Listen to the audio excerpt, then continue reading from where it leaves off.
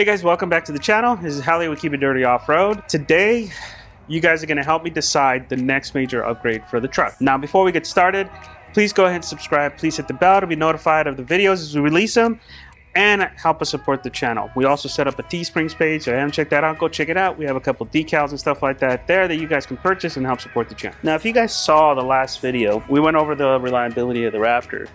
And if you stay to the end, you know that we bent the frame. We were going to take the truck to the body shop to get the frame fixed up, but then kind of disaster struck as we were trying to rehab the BMW. BMW had a couple issues, a lot of videos coming on that little bad boy, from oil change and stuff like that. But as we were trying to go get the BMW fixed up, we got hit and the truck suffered quite a bit of damage. And I'm going to show you guys all the damage here in a couple pictures, but essentially some silly little Civic driven by this 20-year-old girl. Yes, I know, Ethan, 21. I couldn't say it right. This Civic, driven by a 21-year-old girl, tried to push me out of my lane. Didn't work. She bounced off. And then she ran. Yeah, here's a quick dramatization of how the whole thing went down. Nothing but the best for our viewers. Best graphics, best special effects, everything. So she hit the truck, and we've actually been truckless for a couple weeks. So unfortunately, she decided to run, and we had to chase her down. I had to actually run her down, get her to stop with the truck, and we ended up getting a cop to show up on scene. And good thing we did, because once the insurance company was involved, she lied her ass off and tried to say that I pushed her. So good thing, thanks for the Myriad Police Department. Those guys really took care of me that day. Normally they don't show up for minor fender benders. Once I let them know the situation, they showed up, they helped me out, and it's because of them that my truck's getting fixed. Now, worst part about that day is even though, you know, the damage that we suffered was minor, she basically ended up bending our step and scuffing the tires. Those steps really took a beating, man. They really protected the truck. But karma's a bitch. She decided to run, and the damages ended up coming out to $5,600. Yeah, that's what I said too. Fun fact, you know those steps on the sides of these trucks? Those aluminum steps go for $1,500 a piece, minimum. $1,900 installed. Yeah, we got a set off of Craigslist for less than $300. So, karma's a bitch, guys. If you make a mistake, don't run from it. Don't lie from it. Fucking own up to it and take care of it. Shit, and I fucked up because I'm paying attention to a damn video. You gotta find the hole. I can't find the hole. I can't find that fucking hole. There we go. You got it in the hole? Yep. Dang, that was easy. Alright, so now that I got this in the right spot,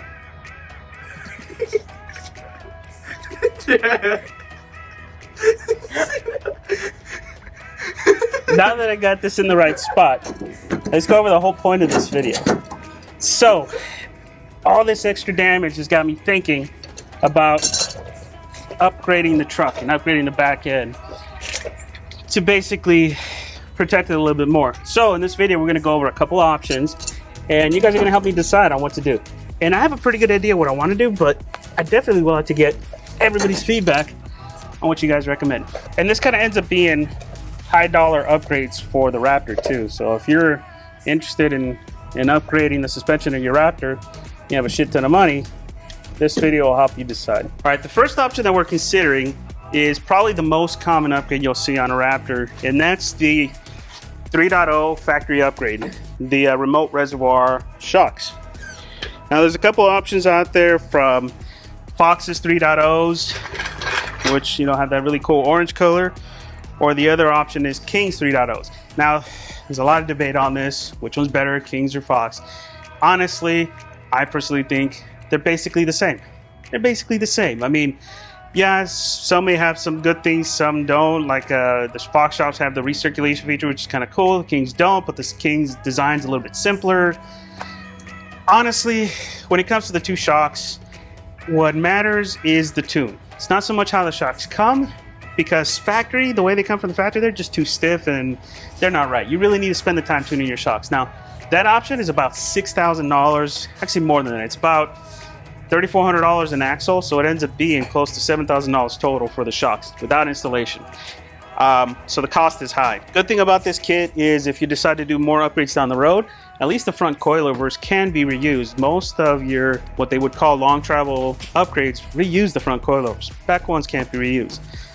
Drawback though is they're just expensive and you gotta tune them. Option 2 is going with full bolt-on kits. Now bolt-on kits can be quite expensive. It's what I know is a mid-travel kit, what some people know as long travel kits, and that includes adding a bed cage in the back, adding 3.5 shocks back here, and then doing full bolt-on, brand new upper control arms, lower control arms, axles, tie rods, everything up at the front so that you can run 2 shocks on each side. And that's probably going to be the best solution you could get, aside from ripping your truck apart, back halving the back end, doing a 4-link system. It just gets crazy out there. Now, the drawback with this type of system is that they get extremely expensive. You're looking at about $15,000 per axle or more.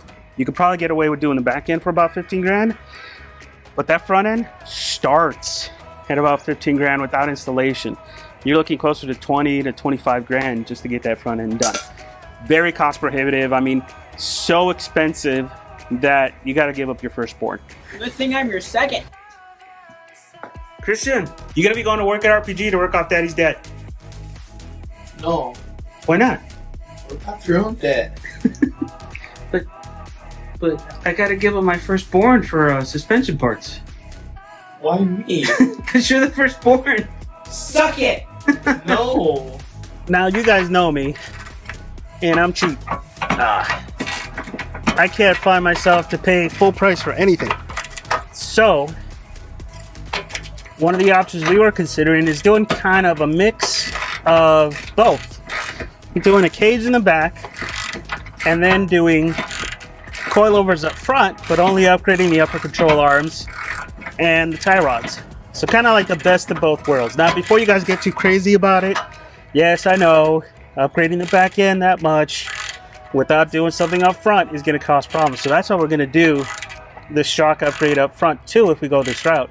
And we're going to take care of the weak points, right? Which is the upper control arms and the tie rods, which are the most common thing to break on these trucks. So those are our options of what we're looking at. Now, as you guys can see, I'm out here replacing the steps on my own because I cashed out on these things. $2,000 to replace these things is crazy. So I'm a cheapskate. So we decided to go with a more cost-effective solution. So should we do option 1, which is just doing the shock bolt-ons and that's it? Should we do option 2 and do a full bolt kit all the way around, which, mind you, I won't be able to do all at once because it's just too expensive? Or 3, do that hybrid solution that I was talking about, where we do a bed cage up front, get the extra capability, tune it down, and do 3.0s up front with the upper control arms and the tie rods. Let me know what you think in the comments, guys. And again, thanks for watching the channel.